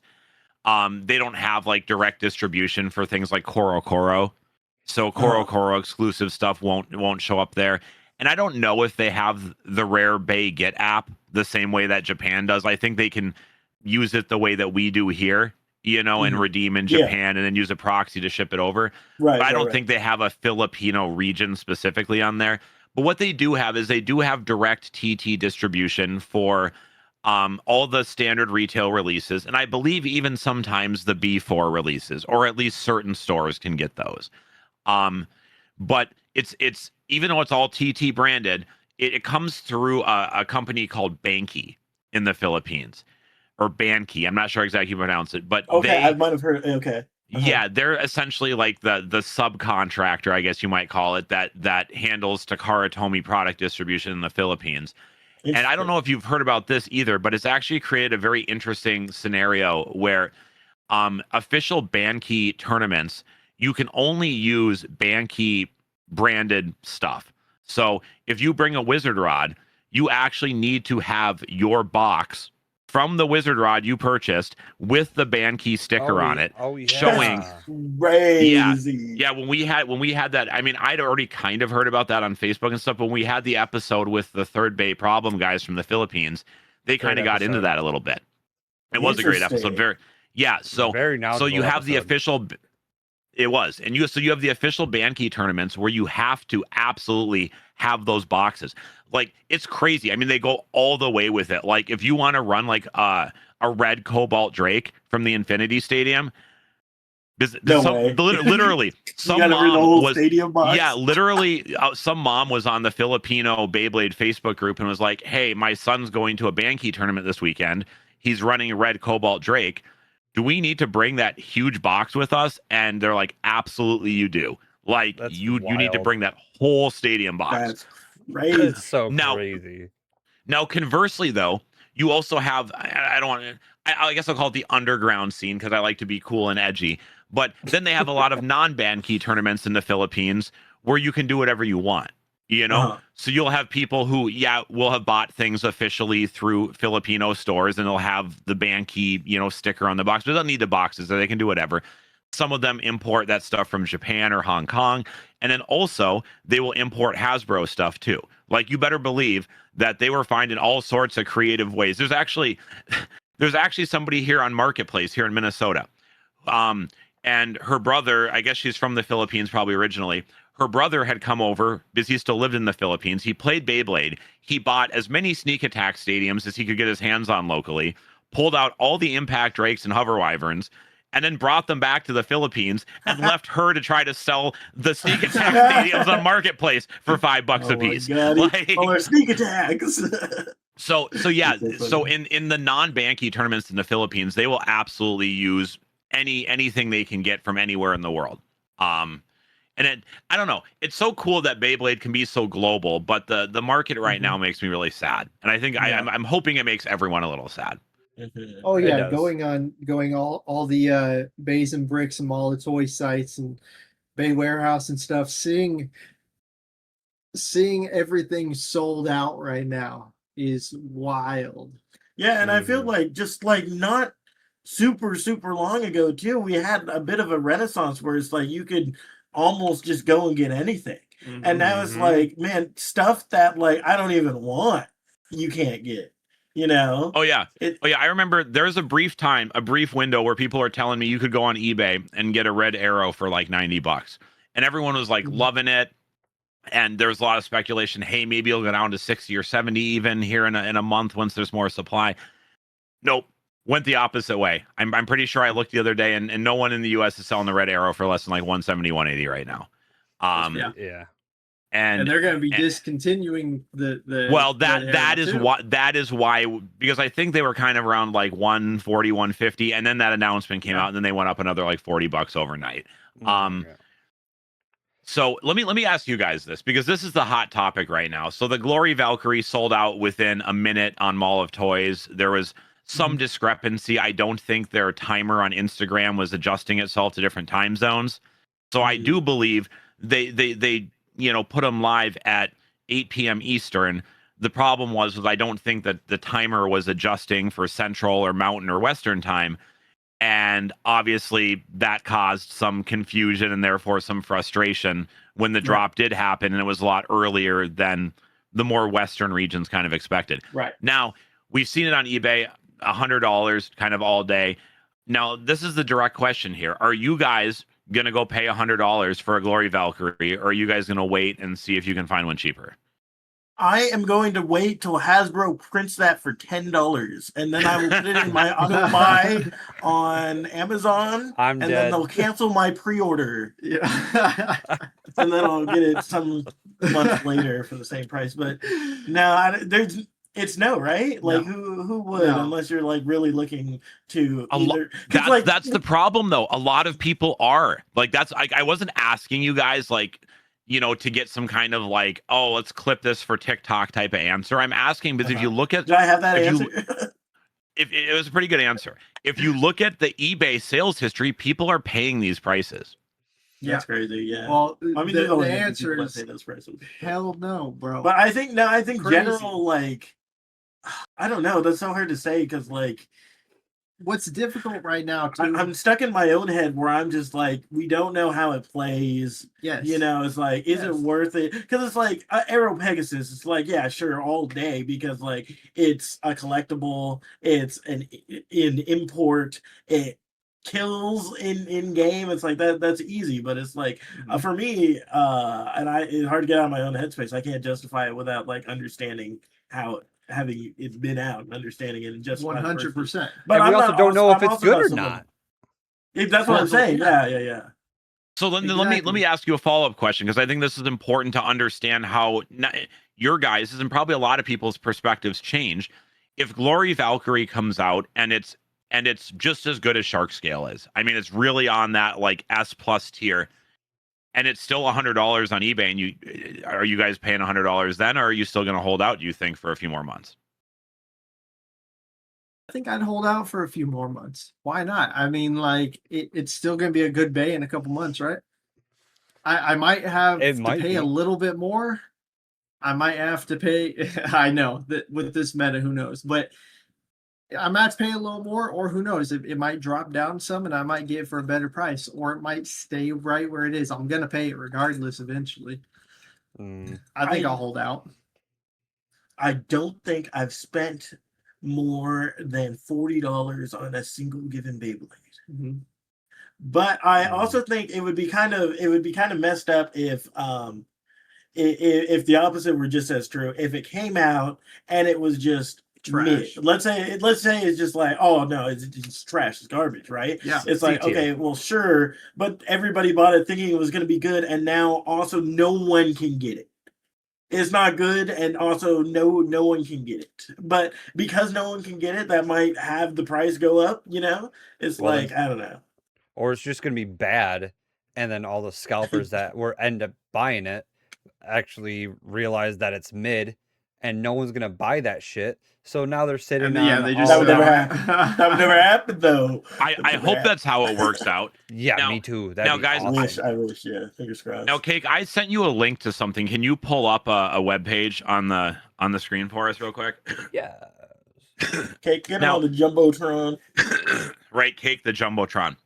Now, Cake's gonna put this image up, or this website up as soon as he's able to. Now, have you guys have probably heard about the situation in Canada where Valor Bison and Ring Aether leaked there in early June? Have you guys heard about that? Oh yeah, the leak. Yeah. Now, have any of those made their way into your guys' community down in Cali? Oh my God, $355 Not yet. And I will use Ring Aether all day. I don't care if it's bad; it's going in my deck. But no, I've been waiting. That's insane. 355 is crazy. Well, so now to be fair, the 355 is Canadian. It is $251 US. And that's for both of them. So right now, when it comes out. Well, and that's the thing, is it still has 14 hours left. I promise you this is going to end for above 300 USD when it's all said and done. Yeah, there's already 23 bids on it. That's wild. Yeah, it's getting real nuts. And these are in Hasbro boxes. Like, we are going to get these within a few months. Like, there is no reason to be paying 150 a piece on these things. Essentially, is what's going to wind up being. What I'm saying too. Yeah. Well, they got to pay tax on. They got to pay tax on this too. On the imports, yeah. Well, when they finally come out. Oh, I forgot about that. So yeah, they have to pay sales tax on eBay. Then they have to pay the tariff because it's coming from Canada. And this price they're bidding is in addition to another $14 in shipping. I mean, this is probably already over $300 right now once you've actually paid everything. Like, that's wild. Oh, Jesus Christ. And so you guys aren't one of the ones bidding on that, is what I'm hearing. No way. No way. I'm so budget. Yeah, as much as they are dope bays, I think one of them might be decent at least. I'm not paying. I also feel that, like, when it, like, unless you're the person who's going to, like, major tournaments. If I was someone who was, like, topping every single time and I needed that, I was like, I know I can crank out this extra 3%, then it's justifiable. But I just feel like, I don't know, for just, like, common gameplay, we don't even know how those bays perform really yet. I mean, sure, people have tested them in Canada, but, like, nobody else has got their hands on it really. Well, do you guys ever play any limited out there? Are you guys even familiar with that? I've seen the format. I haven't played it yet. I think a lot of people are more so like, if I out here, it seems like it's like, if I don't do the standard format, I don't think anybody's going to come, is what it feels like. Oh, that's crazy. People here are starting to like limited a little bit more, and I think it's because of the market shifting the way it is. But Valor Bison there's this limited format out of Seattle, and I think it's kind of the standard for most areas. And Valor Bison's allowed in that, and apparently it's pretty OP specifically in that format. But yeah, I don't think Valor Bison or Ring Aether are going to make a big impact on the overall, like the actual meta. They're not going to beat Shark Scale. They're not going to beat Wizard Rod. They're not going to beat Aero Pegasus. Now, speaking of big events, you were talking about going to big events. There's actually a big event. How far are you guys from Vegas? 8 hours, which is not that far. So there's a huge event coming to Vegas Evo. October 3rd and 4th. Did you guys hear about that? Yes, Evo is absolutely massive. The fact that Beyblade is at Evo this year is like it's insane. It's insane. Now, That's what just takes to the make sure game we're into a talking about sport. the same thing. Is that the tournament with the $175 entry fee? I don't know about the entry fee. I think that's more of like an invite thing. I think. So Evo. so what I'm talking about is there's a huge tournament coming up in Vegas, October 3rd and 4th. $175 entry fee, 200 slots only, and they're doing a sports car for first place. They don't specify what type of sports car, but and then like some big custom computer cake. Do you have the flyer? Can you bring it up? No, you didn't send it to me. Oh, did I not? I swore I No. forwarded it to you. I guess I'm ignorant. Yeah, anyways, it's this huge tournament out in Vegas. Now, let I me see it. ask. I got it. I got it up here. Okay, you guys found it. Now, You what mind do you sending guys that to think me? about that? Yeah, Take can a you look. guys send that to Cake? Yeah. This is just our Reddit link, but it's got the. While he's sending that, Looney, could you ever imagine, and this is just me asking you as a individual, could you ever imagine Mhm. paying $175 entry to a tournament?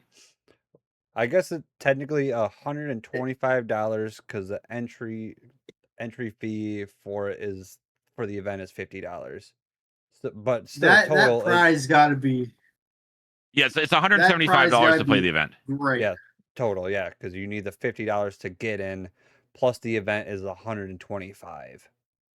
Yeah, so to be Yeah, no, fair, they're that- billing it very transparently. They're just saying 175, which is what it is. So that's Yeah. good of Yeah. them, to be honest.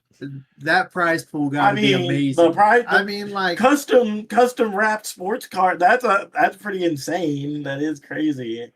And casual, let me I know. mean, when you listen, send I'm it. gonna say this right now, though, chat, everybody. I'm gonna be the first person to have a crazy giveaway like a car or something at a free event. A free event. A free event. Okay, so- We always run our tournaments free. If we So can I? and I want that's a goal. So let me ask about that, because you guys emphasized the free thing earlier, and you guys have Uh-huh. just emphasized it again now. Why have you decided to go that route? You can't make money off of art. It's just a game. It's just free. I mean, I like actually just don't see a point. Okay, so let me ask you this: what if you couldn't find a venue that would let you be there for free? You know what I'm saying? What if what if you couldn't get sponsorships, but you still wanted to have prizing? Is there any situation which you would consider charging an entry fee, or is that just like a total non-starter for you? It's kind of like a total non-starter. I mean, I started at my house. I'll just have it at my house if we need to. I'll have it at a park, whatever it takes. Like, I mean, like, I don't like. I'm not judging people who have like a prize or like an entry fee. It's just like I don't know. I haven't seen need for it. We have people who from our community who will come up and they'll donate prizes and different things.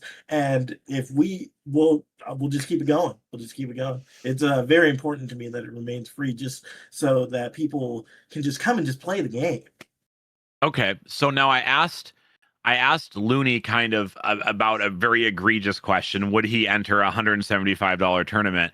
But for you, casual, maybe I'll ask you a different form of that question: would you ever pay to attend a tournament?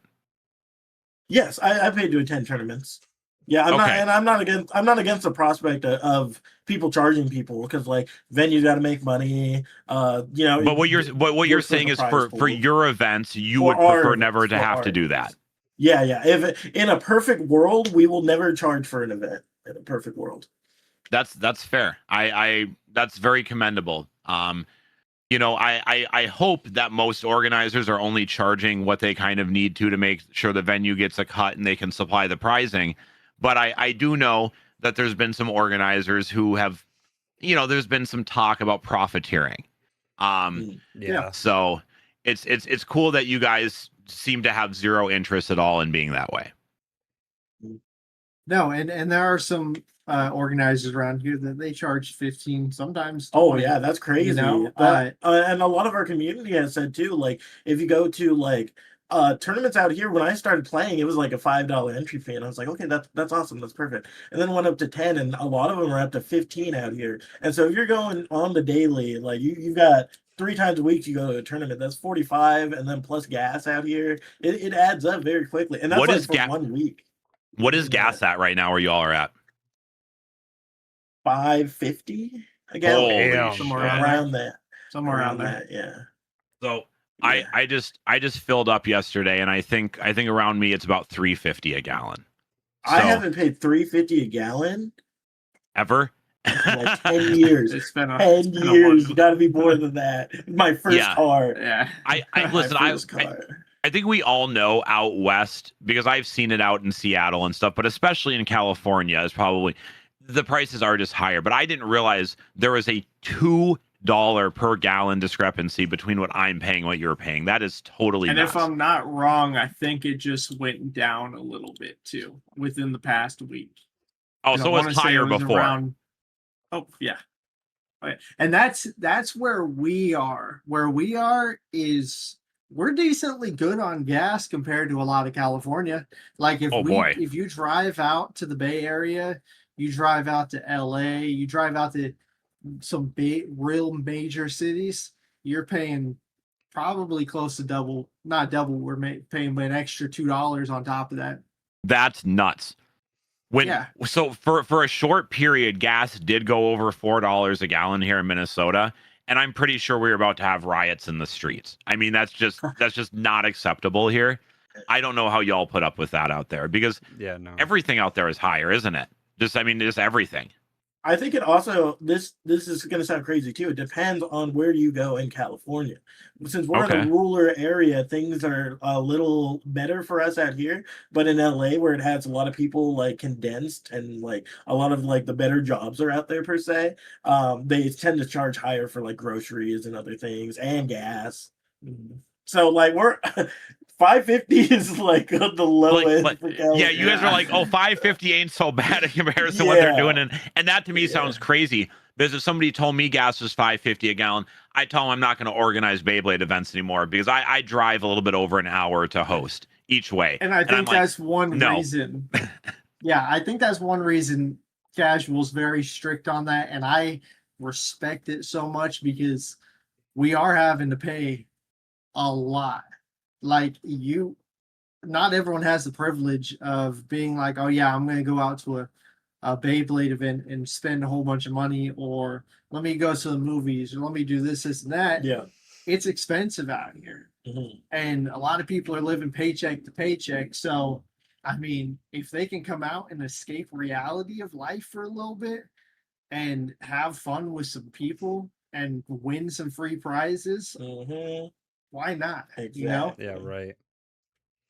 Yeah, I gotta say, I've a lot of respect for that, because I know that's got to be tough. You know, as far as like when you don't charge an entry, your options are more limited, so you really have to like focus in on where you want to be. And you guys said you have people even donate prizing. That's really cool. Yeah. He shout out Chain Smoker Inc. he's our number 3, but he prefers to remain like a nameless investor, but he does But a he's lot not for us. nameless now. And not Yeah, nameless, you just not named nameless. him, brother. I don't know if he'll claim that name publicly, but He's gonna get a crack out of it if he's watching this right now. our whole tournament, like they do whatever they can. We have one of our regulars, Walter. He'll bring pizza almost every time he comes, which is awesome, because like we've got free tournament, free pizza, people bring their kids, and then like it's cool because since we have a smaller area, and when we first started we were getting a lot of new people to the game, so I also offered like a collection of mine for like rentals, so we had like a bit of a rental system, so people can come in for their first time, check out the game, and be like, hey, you're having a tournament in 20 minutes, let me get some rental equipment and hop in and play. It'll cost me nothing, and I just get to enjoy the game and have a good time. Yeah, we do that kind of here too as well, and it's That's 'cause awesome. Let's be clear. Egg does that. yeah. Well, because we've had issues, and you probably guys have over there as well, maybe, where kids get their first bays ever. They're all excited, Mhm. but mom didn't buy them from Walmart or Target or wherever. She got them Mhm. off Amazon. And no, Temu. they're not Beyblades or anything else. They are Top They're Gyro. Gyro X. War X. Gyro War X. Here we How go. did you guys say the same? Because they're overran. The market's overran by them. That's so funny. Hey, Yeah. but I ain't gonna lie, their cases that you can put your decks and stuff are they're all right. If you're just starting out, why Yeah. not? Beyblade Yeah. has always had dupes too, and the dupes have always been pretty good actually. Like, But you want to know Yeah. what? Bays and Bricks, they're in Gyro X with those cases. You see those new cases they got up I for like did. $26.99? Mm-hmm. Yeah. No, I mean Yep. that's actually great that they're doing stuff like that, because like I've heard people like, oh yeah, I bought the Gyro X set just to get the case. Like they're like, I know I Yeah. can't use those bays, but like I need a case, and Takara Tomi's case to import it here is $50 fucking, you know? oh Like- hell nah. Yeah, so they're like, we're gonna buy the Gyro War X case, but now you, like you said, Bays and Bricks has those new standard cases for what, like $25-$26.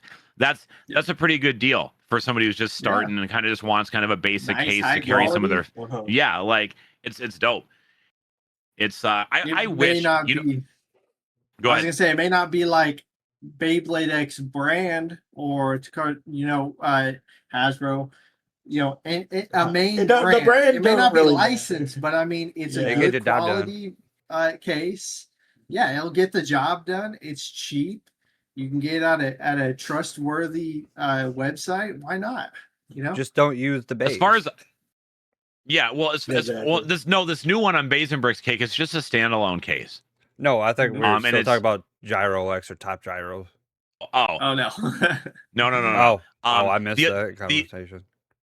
The other thing is, listen, the bays need to be legal and the launcher needs to be legal. We Yeah. can't be using Gyro War X launchers or Gyro War X Cobalt Drake.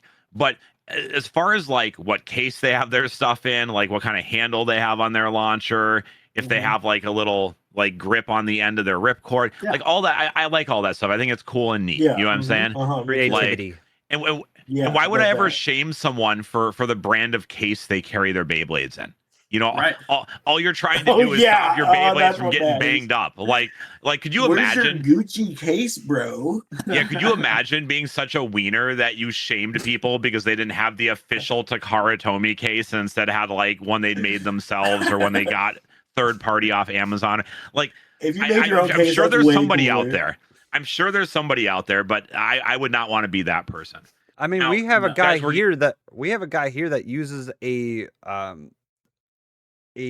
like reading glasses or just normal glasses case. Oh, you mean Oz? And yeah, he modifies like little glasses cases and uses Oh, that for his sick. deck box.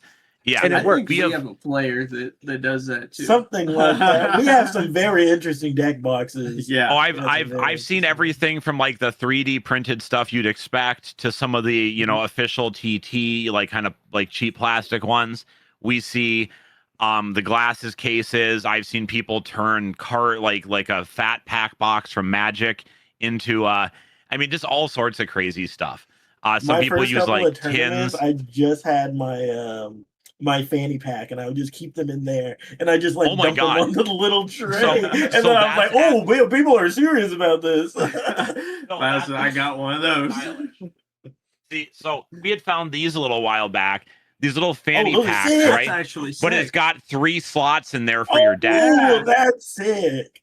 Yeah, they're like pencil cases from Japan, and one guy had brought it up to me, and I ordered a few, one for myself and one for a few other people who wanted one. Yeah, they're really liking these. These are neat, and some people will sew like a thing onto them so you can like wear them like over your shoulder and Sick. stuff. So Have you guys seen the I can't remember what the name is, but it's that one like fashion designer brand that did a collab with Beyblade in like Japan. Oh yeah. Oh, And they have BBLD. like the pants with the ripcord holder and shit. Like the shirts at the bottom have like the slots for the Beyblades. Oh yeah, we all know about that here because those Beyblades are going for like $500 a piece right now. Oh Yeah, yeah, they are. Yeah. yeah. It's nuts. But they're It's sleek. nuts. They're clean. Oh yeah, I'm gonna pay all they that for fire, another dude. grand. Now, we have a question here from our good buddy Khan here in the audience.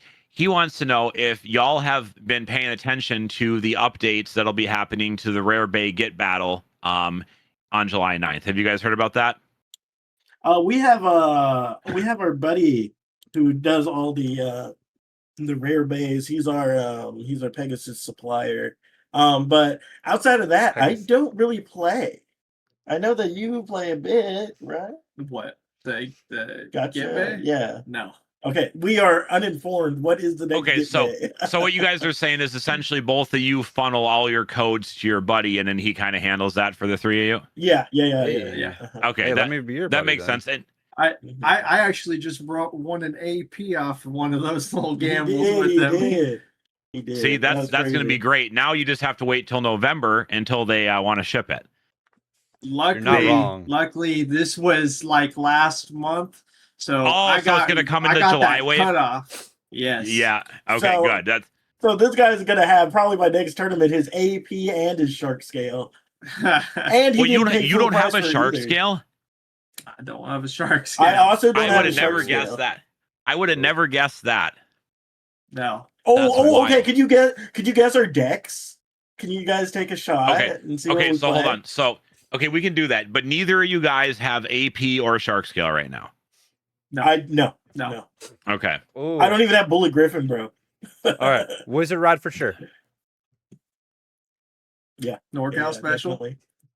So you both have Wizard Rod. I run Wizard almost every time. That's a NorCal special. We got to represent. Okay. So I'm is it, gonna guess. Well, we can get into combo. I just want to guess the blades. Yeah, We're not just gonna guess blades, the just exact blades, parts. yeah. Okay, just base. I'm gonna go ahead and guess at least one of you, maybe not both, but at least one of you has a Phoenix Wing in your deck. I'm guessing hover. Me. Hover. Let's go. Okay. Okay, So we've got Wizard, Hover, and Wizard Phoenix. Are those correct so Mhm. far? Yeah. Ooh, this is gonna be the tough part. That's good. You guys are good. Oh, let's see. You already know what we don't have too, so that kind of helps I'm- out a bit. I'm saying one of them has a dragoon. How do you do that? Let's go. Yeah, I'll Okay, either but run, but which Dragoon Cake? Okay, yeah. Uh-huh. Oh shit. Because he Cobalt. didn't give it away yet. I will run Cobalt sometimes, but right now I'm running Meteor. I'm running Meteor? Okay. Meteor on I'll- 670 Ignition. Okay, now Looney, do you have one of the Dragoons in there too? I don't. No, okay. So we still got to figure out Looney's last bay. What is it? A defense type? Yes, I believe so. Yeah, I'd say, yeah. The blade it can be defensive. What do you? I want to know what you're thinking. What? He's Oh, holding something up. Maybe Is this maybe right? I don't know. That's not right. Nope. That's not right. Okay. Well, we had someone All in right, chat all ask about it. Okay, so Looney, what is it? Is it like does TT call it a defense type or do you call it a defense type? PT calls it a PT. defense type. Okay, so I think. So this is hard. Let me ask you this because I think this will tell me. Do you play it as a defense type? Yes, I would say. Oh, okay, that's a little bit harder. Hmm. No, actually, Your combo is a defensive setup, but like it also just like be doing stuff. technically, yeah. So I think I'm wrong, but I think the obvious answer would be Mummy Curse, but I don't think I'm right. No, Okay. I run Rock Golden. Yeah, I'm about to say. Rock Golem. Yeah, Oh, Wayward just put up okay. in chat Rock Golem. Let's go Wayward. Wayward would have won. The reason I asked, did you play it as a defense type, was because I was thinking maybe Nightmail. Because Nightmail is technically a defense type, but no one plays it that way. Everyone plays it on like Rush. Yeah. So I mean, those are pretty cool decks. Rock Golem, one of our guys here really likes it. Do you play it on wedge or something else? Low orb. Low orb, okay. So kind Ooh. of probably a similar strategy, I would assume then. Okay. Yeah, That's for cool. sure. I like that. For the longest time I was bouncing around because I really like Saber Samurai. Oh, yeah. And Oh. yeah. Oh. And I love Saber. And Yeah, that and stupid little also samurai. I recently got recently I also got Wyvern also. Love Wyvern. I like Golem better. And that's fair. It's the one that I've been sticking with. Well, that's what's up. Now, I guess, Cake, we're kind of coming up to tournament time, aren't we? Yeah, man, this pod episode went by so quickly. I just looked down and we were like 16 minutes in or whatever, and now we're over an hour and 45, which is absolutely wild. But that's what happens when we have such great communication and just great people to talk with. So, guys, appreciate you coming out. So we're going to talk about. Appreciate you guys. Yeah, absolutely. We're going to talk about tournaments that we have going on in Minnesota. So, and then we can ask you guys about any tournaments that you have coming pretty soon over in the NorCal or even in the SoCal scene if you want to show them some No, love. they don't want to talk about SoCal, but they Hey. can talk. but Hey, they SoCal can talk can about come their up to our sponsor. events and see how we do. Hey, Yeah, they can talk about their sponsors. So I know they're going to want to do that. So NorCal versus SoCal tournament. I mean, I feel like that'd league be versus good. league, it would have to be, I think, because like they both have their own league, so it would be them over us, unless Maybe that's what you Oh, should I don't know. do. I think crazy. Try to Yeah, get I think a that'd be couple- cool. Yeah, get a couple Host a giant SoCal invitational. Yeah, invitation. Here's what invitational. you do.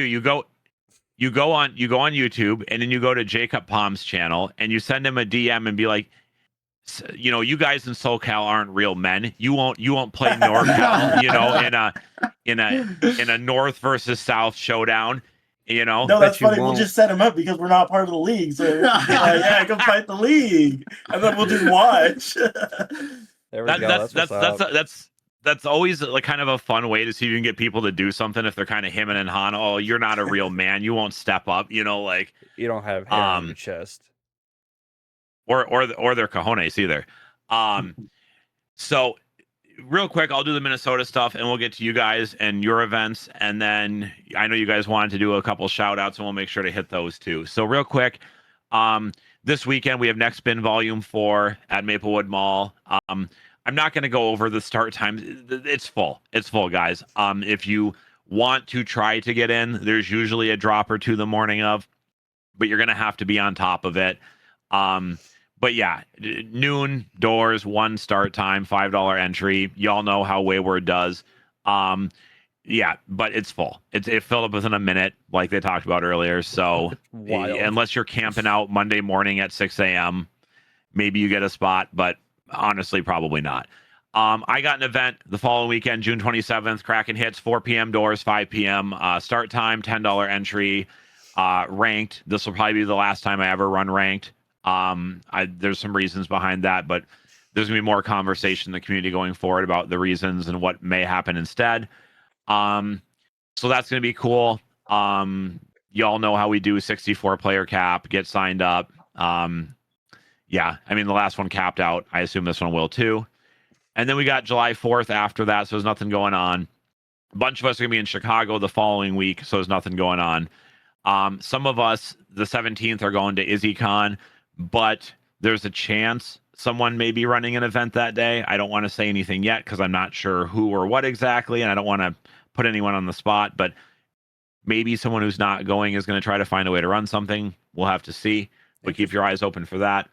And then I have another event on, I believe it's the 25th of July. That's going to be a team event. Right now, there is no ban list for it, but I might change my mind and we might try a semi-limited ban list for that. So we're going to see. I think that's all we have other than to remind people that there's a pretty cool event hopefully happening in August that's kind of in the works. We don't have a date nailed down yet, but we do kind of have a venue we're talking to. I don't want to get too deep into that, but it could involve a new organizer potentially. You know, if you know, you know, and if you don't, hopefully you will soon. Yeah, it's gonna And be then huge. guys, I don't want to give too much away because I know it's not entirely public yet, but some people are gonna know what I'm talking about. Yep. And then guys, don't forget we have contact from the 21st to the 23rd. Wayward is teaming up with some of the kendama guys and the fingerboard guys to do that, as well as his buddy Jake out of Chicago. So that's going to be a super cool 3-day event. The Spin Zone's going to have a little special feature going on, I believe, Friday night. We're going to have 3 days of events. It's going to be a ton of fun. And we're all really super excited for that. Yeah, hopefully tickets will be up soon. I can't drop a date right now, but hopefully soon. And then other than that, you know, guys, remember we have the GP here in Minneapolis on September 5th. So a big opportunity for local players to attempt to become the national champion, which would be pretty cool. Once we find out from the earlier events, like I know, for instance, California's is before ours. Once we figure out some more info about that stuff, guys, we are going to try to run test events for that. So if we see they're using the Sneak Attack Stadium or the Drop Attack Stadium or the Hasbro Stadium, we will run a test event at some point in August to get people prepared for that. So just, you know, keep your eyes open on that, and a ton of great Beyblade stuff coming up this summer. Guys, what do you have going on in NorCal in the near future? We got 2 new tournaments coming up in July. We got Molten Mayhem going on July 5th in Stockton. That one's going to be hosted by the one and only Bays and Bricks. Yeah, we were finally able to put up our second tournament. They have been absolutely begging us. They were like, what can we do to get a second tournament? So we're like, okay. And we worked with some of our judges to get our tournament over in their area. And then as for our normal tournament over at Golden Pants Gaming's in Jackson, we're going to have Aggravated Assault, and it's coming July 11th. Our normal time, check in from 5 to 6. We'll start after that. We're going to have a bunch of prizes. We always give trophies, bays, and then of course, thanks from our sponsor, Mall of Toys, who will be sending out gift certificates for that. We really appreciate you guys. Yep. You guys have that down, because that's what I started doing when I was doing 2 events a month. I had Bays and Brick sponsor one and Mall of Toys sponsor the other. That's some smart thinking right there. Genius. Yep. Genius. It helps out a lot, and our sponsors help out a lot. Yes. So same thing as Spin Zone. If you guys want 7% off of Bays and Bricks, go ahead and type in CTV events, and that'll help you out with those expensive prices nowadays. Yeah, you ain't wrong. You guys also have a discount code with Mall of Toys? No, just nope, with not Bays yet. and Bricks. Just Bays and Bricks for now. Well, hopefully Mall of Toys one to come soon. Yes, Yeah, and no hopefully kidding. Mall of Toys will fund the vacation giveaway, vacation tournament win. Go to the Bahamas or something. I don't know. We're working on some big ideas. That'd be huge. Oh, okay. You guys saw Ticket to Tokyo and are like, we're gonna do tickets to Bahamas. Tickets on a Exactly. cruise. Cruise. I was thinking the cruise could be crazy. Oh, actually, that would be super cool. That would be super cool to be able to That give would be away a cool. cruise as a prize. That'd be That'd great, be actually. wild. I don't know how the hell you would Yep. do that, but that'd be wild. To be fair, Cake, cruises aren't as crazy as they are not as crazy as you expect. Like, they really aren't. Like, sometimes you can get Well, pretty good deals on cruises. No, and I know that it all just depends on where you're going, what boat, what company. Just there's a lot of variations and variables Yeah. up in there. But yeah, that'd be an amazing prize. I don't know, maybe Minnesota can do something big like that one day. Yep. Well, the great thing about California is if they do a cruise tournament in California, the person can just get in their car and drive to the port. Yeah. Okay. Exactly. In Minnesota, there's an extra step of getting on an airplane and going either out to Cali or down to Florida. That's how that goes. Yep. Yeah. Anyway, I think we are kind of wrapping up right now, if I'm not mistaken, right, guys? Yeah, I mean, Yep. Cake, all you got to do is shout out our discount codes, and we're I think we're all wrapped. Gucci gang, like the new chain. Gucci gang, Gucci gang, Gucci gang. I might ran Absolutely. on new chain.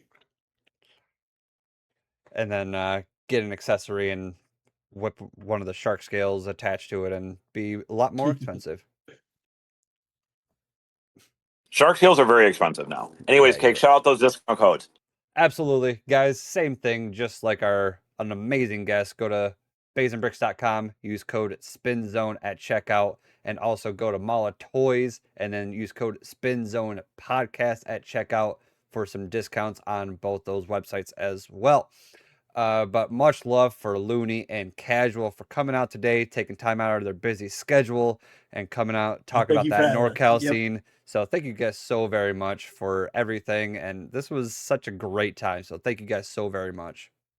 Thank We you for having appreciate us. you guys having Thank you, CTV chat. events, and we appreciate everyone who tuned in.